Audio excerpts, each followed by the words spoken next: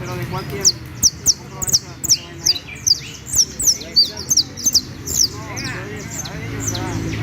No sabía que te había pensado.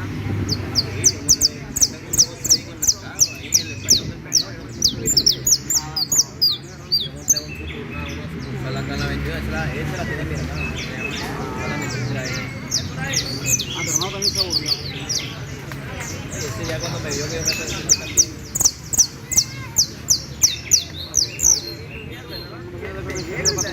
Que se aburrió también.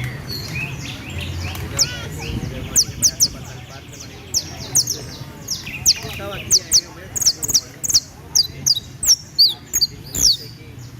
en la cama plata ahí, yo estaba esperando a su comisario.